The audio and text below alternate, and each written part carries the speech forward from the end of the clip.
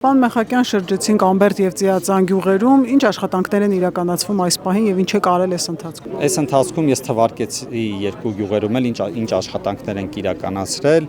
եւ ասֆալտապատման աշխատանքների եւ ոռոգման ցանցի արդիականացման ծրագրեր, որոնք կիլոմետրերը գերազանցում են ամեն գյուղում եւ ապագայում պատրաստում ենք նաեւ այդ աշխատանքները շարունակական ունենանք։ Այս պահին էլ հայտարարված մրցույթներ կան, լուսավորության համակարգի արդիականացման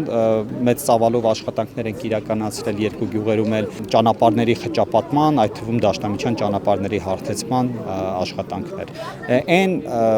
աշխատանքները նաև մասնակի գազաֆիկացման եւ առաջիկայում նույնպես ծայրամասային թաղամասերը կամ նոր թաղամասերը, նոր փողոցները, որոնք գազաֆիկացում չեն ունեցել, պատրաստում ենք արդեն գազաֆիկացնել հաջորդիվ մեր ընտրողների քվեն եւս մեկ անգամ ունենալուց հետո։ Ամբերդում ասացին, որ իրենց միայն մանկապարտեզ է պակասում, մնացած աշխատանքներից գոհ են, Ծիածանում ինչ խնդիր կա եւ արդյոք Ամբերդում ոչ ժամանակներում նախատեսված է մանկապարտեզի կառուցումը։ Մենք Ամբերդում նոր դպրոց է կառուցվում, այնտեղ նաև ունենք նախակրթարան եւ համայնք դպրոց համագործակցության արդյունքում նախակրթարանի կրտսեր խումբ է բացվել, որը ֆինանսավորում է համայնքապետարանը, հաշվի առնելով մանկապարտեզի սուղ խնդիրը, բայց քանի որ Այգեշատի մանկապարտեզը կառուցվել է եւ առաջիկայում մյուս տարի նախատեսվում է Աղավնատան մանկապարտեզի բացումը, որը հարևան համայնք է, հարևան գյուղական բնակավայր է Ամբերդին, մենք այսպիսով կլուծենք մանկապարտեզի խնդիրը, այսինքն չի լինի երեխա, որ դուրս կմնա մանկապարտեզի նախադպրոցական կրթությունից, իսկ հաջորդիվ արդեն ամեն բնակավայրում մանկապարտեզ ունենալու հարցն էլ կդիտարկենք եւ կքննարկենք։ Այսինքն առաջի փուլում մենք եւս 2-3 մանկապարտեզ բացելուց հետո կարող ենք ասել, որ Վաղարշապատ խոշորացված համայնքում մանկապարտեզների հերթերը այլևս կդառնան պատմություն։ Ամբերդի բնակիչներից մեկը մեզ տեղեկացրեց, որ իրենց մոտ վերջին անգամ ասֆալտ եղել է կոմունիստների ժամանակաշրջանում, շատ են այդպիսի համայնքները, որ այդ ժամանակահատվածում են վերջին անգամ ասֆալտ արել։ Շատ են, բայց նաև շատ են այն համայնքները, որ մենք վերջին 3-4 տարիների ընթացքում ասֆալտապատման ծրագրեր ենք իրականացրել եւ համայնքի բյուջեով եւ սուբվենցիոն ծրագրերով եւ նաեւ ուղիղ կառավարության ներդրումներով։ Ծիածան գյուղում 2021-ին գյուղի կենտրոնական ճանապարհն է ասֆալտապատվել եւ նաեւ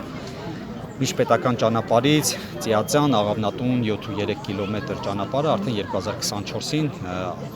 ավարտվել է,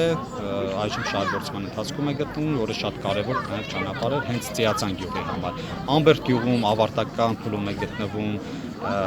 միջին նորոգման աշխատանքները, ասֆալտապատման կենտրոնական ճանապարհի եւ դպրոցի կառուցման ավարտական փուլում մենք համայնքը սուբվենցիոն ծրագրով դպրոցին մոտեցող ճանապարհները գյուղամիջյան նույնպես մենք ասֆալտապատենք։ Խոսենք նաև ձեր մրցակիցներից մեկի Սևակ Խաչատրյանի հայտարարության մասին, ձեզ ուղղված, ես իր խոսքերը մեջ բերեմ, ԿՊ-ն շանս չունի, մի քանի նախարար ժամանակավոր պաշտոնակատար Արվիշտի Մեխակյանի ձեռքը բռնած էջմիածնով ման են տալիս իրենց ծափ են տալիս։ Ես խնդրեմ ձեր մեկնաբանությունը։ Դե դա գիտեք, ասելիք չունենալու խոսքեր են, երբ որ չկա ոչինչ ասելու կամ իրենք շատ լավ գիտեն, թե ինչպես են մեզ դիմավորում, մեր քաղաքական թիմի գործընկերները, պարբերաբար բոլոր ընտրություններում լինում են մեզ հետ, բացի դրանից, օրինակ տարածքային կառավարման եւ ենթակառուցվածքների նախարարի հետ ես ունեմ անձնական, ընտանեկան մոտ հարաբերություններ եւ դա անկախ ամեն ինչից ինքը իմ կողքին էր լինելու եւ ես էլ իր կողքին, եթե ընտրության ինքը գնար։ Եվ ես կարծում եմ, որ իրենք շատ լավ տեսնելով, որ մեզ ինչպես է դիմավորում ժողովուրդը, ինչպես է ողջունում մեզ, մեր թիմին, մեր նախարարներին, ինձ, մեր թիմի ավականու անդամներին, երևի թե փորձում են վատաբանելով որևէ ստվեր գցել, ինչ-որ ստվեր գցել մեր քարոզարշավին, բայց միանշանակ իրենք շանս չունեն, որովհետև իրենք նախկին կոռումպացված Փալանչի թիմի ուղիղ ներկայացուցիչներն են, ում Ռոբերտ Քոչարյանի կառավարման տարիներին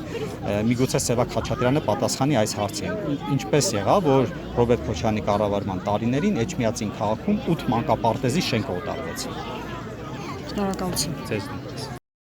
Չմոռանաք հավանել տեսանյութը եւ բաժանորդագրվել Civic AM-ի YouTube-յան էջին։